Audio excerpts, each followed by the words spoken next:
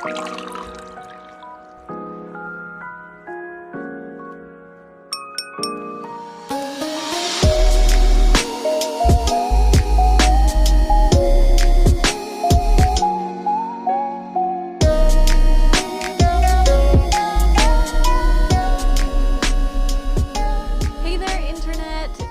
here, and today I'm here to bring you another episode of the D&T podcast. Now, last week, I gave you her recommendations. She did the episode all by herself, which let's applaud her for. We know she's the shy one out of the two, and yet I also feel really weird by not recording with her. You know, it's a strange feeling, especially because the format of this show is us having a conversation and, you know, getting to know each other's opinion on stuff and, you know, basically just learning and sharing our points of view. You know, even if we're friends, even if we've known each other for a long time, we still disagree on a lot of things, and you know, it's good to keep the conversation going, and it's good to keep each other, you know, like, I don't know how to say it, just keep each other refreshed on what we think of the world, of each other, of, you know, the media we consume, especially because we, you know, collide and differ on a lot of it. And speaking of, I wanted to talk to you about my recommendations, about what I've been watching, because it hasn't been as much as her, I will tell you that. I've been working, so I don't have that much free time, but I have been doing stuff, and I have been watching media whenever I get the time, and I've been watching a couple of things that maybe you wouldn't expect from me, or at least you wouldn't know that I watch them. I don't know. It's weird. First of all, I like a lot of reality shows, and it's here where I make the disclaimer that no, I do not watch Keeping Up with the Kardashians. I have not reached that level of reality TV. I usually just watch whenever I want to just turn my brain off and relax and not think about a lot of things. I just turn on the contest sort of part of reality shows, which is, you know, Sugar Rush and Glow Up and RuPaul's Drag Race. You know, it makes me laugh. It makes me sometimes very emotional. By the way, R.I.P., just rest in peace, Chi-Chi DeVayne. She was an amazing drag queen, an amazing performer, and most of all, an amazing human being who did so much for her community, and it sucks. It sucks that so many awesome souls leave us so early. It's heartbreaking. But here we are, here we stand, and we, you know, we keep living. Haven't caught up to All Stars 5, so I'm still on the first 2 episodes of season 12, so like, I'm really sorry. I just, again, haven't had much time, and also I made a promise to watch season 12 with my lovey-dovey partner, so yeah, that's why I've also been sorta, kinda putting it off.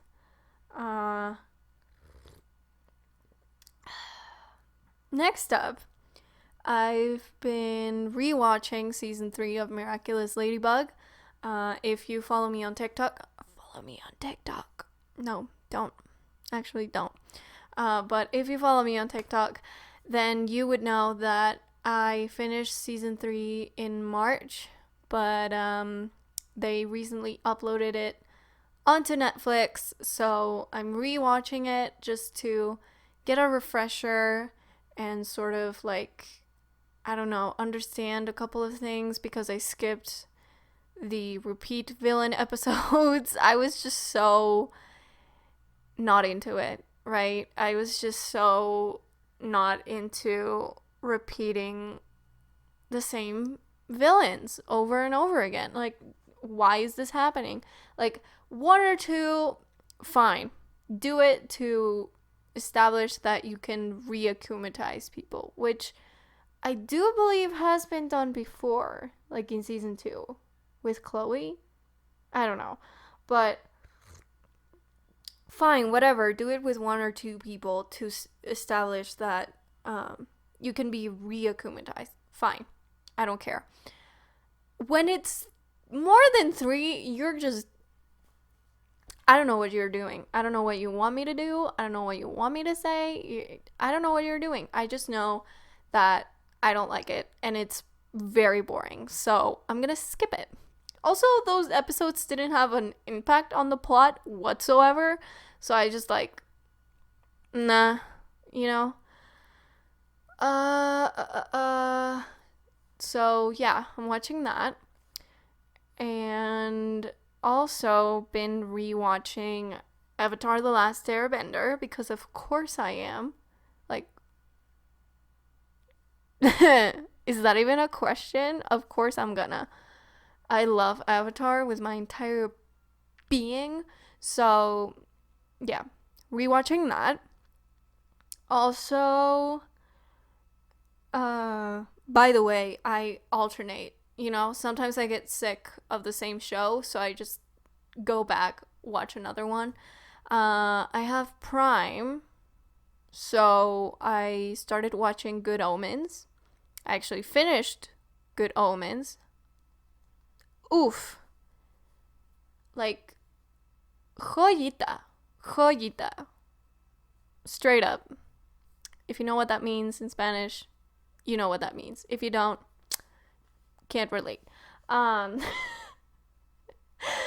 So yeah, Good Omens, really good.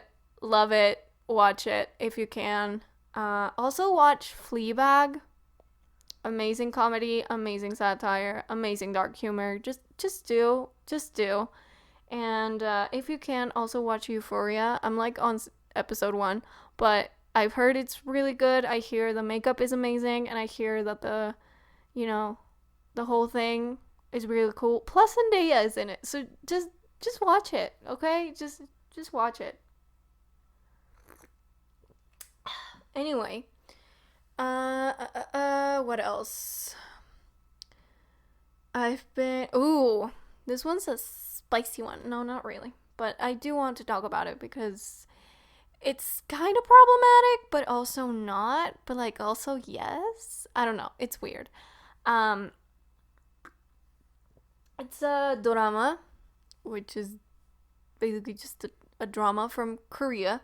A soap opera, if you will.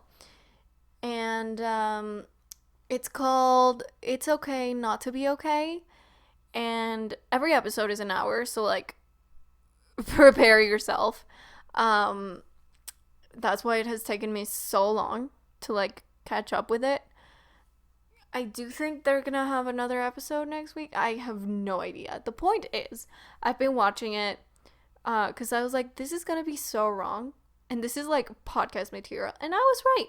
So, I mean, it's strange. It's a strange situation and a strange plot, kinda. I mean, the plot is basically this. Let me give you a synopsis, okay? So there are these two children. There are these two children that meet. One that the girl is like, I don't know if they actually establish it on the show, but she's a sociopath, as far as I'm aware. and the guy, I don't know what he has, but boy needs some therapy urgently.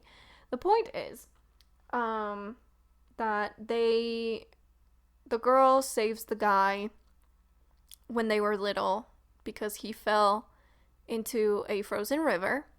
She saves him, and they never see each other again. And then when they grow up, they meet each other again because he is a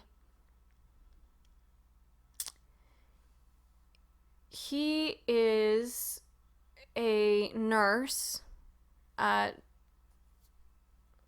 a psychiatric hospital, and they meet, and because she is a children's book author, and she goes to read to the patients in that psychiatric ward, and then she basically becomes obsessed with him and starts following him around, and he doesn't want to have anything to do with her, but because the guy has an autistic brother that loves her books, they keep meeting and like coinciding, not by chance. This girl is seriously messed up on the stalker level, until he falls for her, which to me sounds like Stockholm Syndrome, but go off. I mean, to some degree it is, to some degrees it isn't, and I've talked about this with some of the people that I've talked to about this show. It's interesting because at first I'm like, this is so fucked up, this is so problematic, why is this a thing? And then you go through the episodes and you realize that maybe the guy isn't as mentally stable as you think. Cause like, he loves his brother, right? But he almost left him to die on that river instead of him. Oops, I think I just spoiled it. Spoil warning. Sorry. It's not that interesting. The point is that they grew up a little estranged because his mom basically, I don't know. It's parenting. Parenting in this entire show is non-existent. It just doesn't exist. Horrible people raise horrible human beings, except for Jury's mom. Jury's mom needs to be protected. She's an amazing person. She's an incredible woman. Honestly, I commend her for her morality and her manners, because Jesus Christ, would I have just not been that nice? And you'll see what I mean by that if you end up watching this show. The point I am trying to make is that Common Young, which is the author, the girl, she is insane, but she's fun. She has a lot of fun in her life. She does what she wants. She takes what she wants. She, just lives her life however the fuck she wants to. And I commend her for that, Like, shout out to you, sis. I like that. I like that in a character. I like the chaotic energy that she exudes. I just don't think her approach to her relationship with this man is healthy in any way. Because, okay, in a random scene at the beginning, she sees a knife and she's like, pretty, I want it. And then she takes it. And then after the first or second episode, not sure which one, she looks at the guy that she just met and she's like, he's pretty. he's mine. So, again, the healthy dynamic, where? Do not see it. So basically, the first 3 to 4 episodes are her trying to own this man, and he's like, I am a human being. You cannot own me, right?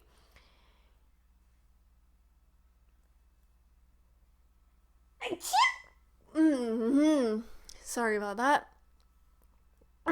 Editing. So he's like, I'm a human being. You can't own me, per se, right?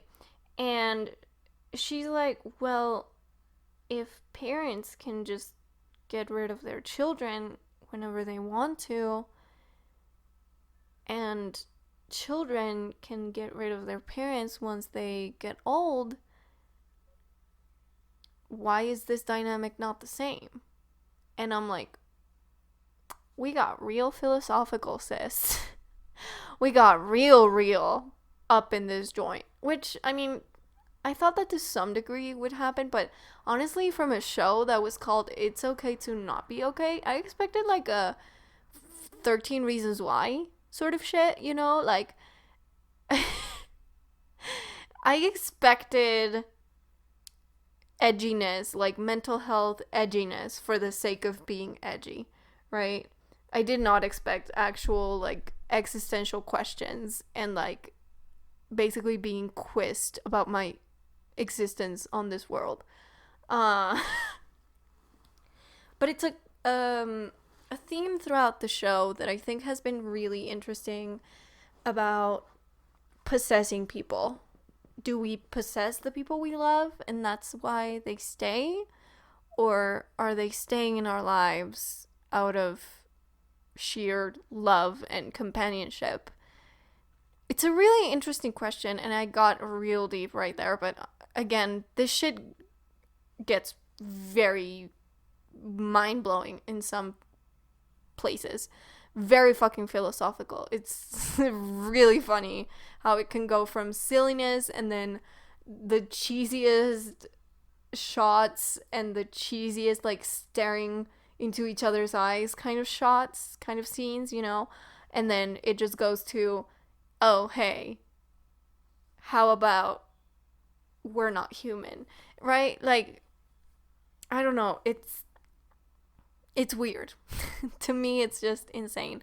What I really do like is that every episode has the name of, like, a fairy tale. So, and, you know, the episode stays on theme with that. And I like that. It's really fun, especially considering the protagonist, because she is the protagonist, is a children's book author. It's really fun. It's really funny, and I really like it. I like aesthetic, thematic shit that gets to a point and keeps to its motifs, okay? I love Hamilton for a reason. Damn it. Anyway. I think the show isn't the worst. I think there are way worse representations of mental health in media. Shane Dawson's documentaries. But I don't think it's the best portrayal I have ever seen. To some degree, it does make me, or at least I feel like I understand people who have social disorders a little bit better, in the sense that they feel emotions. They just need a couple more steps and obviously therapy to truly get there, right? Because, like, you see Common Young be very conflicted because she has felt shitty things in her life. She has felt horrible feelings, and she feels anger, and she lashes out, and she almost kills people. And she is able to feel upset about what she can't possess, basically. So, and she feels joy in possessing things when she wants them. Like, she does experience these things. It's just harder for her to empathize with other people, and she can't quite understand why people don't have her same mental process when reacting to things she does or things that just happen because life, right? So I don't know. It's interesting. It's a conversation that maybe I'll have with Aya at some point. If she ever watches that show, I don't think so, but maybe. There's also, the other protagonist, the guy, he is called Moon Gangtae, and his brother, his autistic brother, well, his brother that is in the spectrum is called Moon Gangtae. It gets a little confusing, but, well, wait. Back it up. See what I mean? His brother is Moon Sangtae, and the protagonist is Moon Gangtae. I'm gonna mess it up, so, like, bear with me. The point is that there's this debate, almost, as to whether Gangtae owes his life to his brother, right? Like, whether he should sacrifice his happiness for taking care of his brother. And, it's very interesting because Sangtae is older than Gangtae, so it's a little bit of a weird dynamic, in the sense that Sangtae is older. He acts way younger. He basically acts like a child. Sometimes he is mature and accepting and da-da-da-da-da. I just mean, sometimes Sangtae pisses me off because he has very possessive tendencies. Again, same thing as with Komunyoung. And it's very, I don't know, it's very apparent to me that, and it kind of conflicts me, that they're portraying mentally ill people as being possessive over you, as seeing you like a toy that they can either treasure and keep with them forever or throw away the minute that they get tired of it. Like, they're not like that. I mean, the people I've met that have mental illnesses, they're not like that. And it's sort of strange to me because, again, people in the spectrum are not possessive or obsessive in the sense that they want to keep you and they can't share you with anyone else. They just want company and want to be loved, like, and this is a very good point that at some point the show makes, is that everyone's insecurities, everyone's lashing out, everyone's anger, pain, fear comes from the fact that they want to be loved. Like, intrinsically,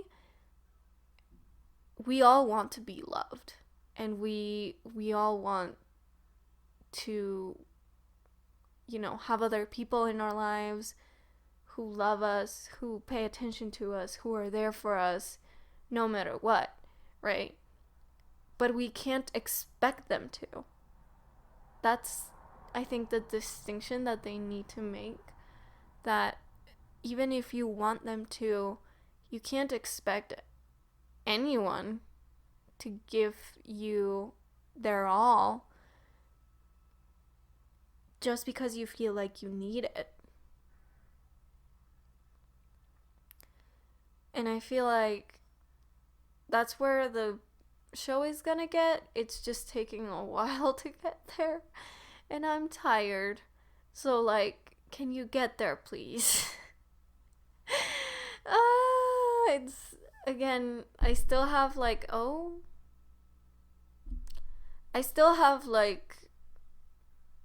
5, 6 episodes to go, so who knows what's gonna happen. I'll let y'all know through Twitter if it happens. Ooh, and one last recommendation that I totally forgot about, and I don't know how or why. I'm dumb. I'm so sorry. I'm just dumb. I watched Pose, and if you haven't watched it, what are you doing? Anyways, I'm pissed because they gave the Emmy to Billy Porter. I mean, I'm not pissed that they gave it to him. I'm pissed that he was the only one that got it, right? Like, Hollywood, get to it and give Black trans women their spaces. Give them their plays. Give them their recognition, for fuck's sake. Ugh. Anyway. Thank you so much for listening to this. I don't know how entertaining this is gonna be. I don't know how fun this is gonna be. I had fun just venting about whatever. And I don't think this is gonna come back unless it's absolutely necessary. Let's hope it does it. But if it does, I'll be here, and I hope to bring you the next D&T episode with Aya. Just so you know, we are affiliated with Dice Envy. Once more, I'm giving this announcement. We are affiliated with them, so if you're looking forward to buying some snazzy dice, go to diceenvy.com/dorksandtea and put in the code dorksandtea at checkout to get a 10% off any of your lovely dice purchases. I should tell you that this one goes very on brand with my brand. They are releasing Purple Dragon dice soon. So if you want to get those before anyone else, you can pre-order them. And again, use Dorks and Tea at checkout to get that discount. Anyways, guys, that is all I have for you today. Thank you for listening. Thank you for being here, for supporting us. And as always, live, love, be loved, be safe. We'll talk to y'all later.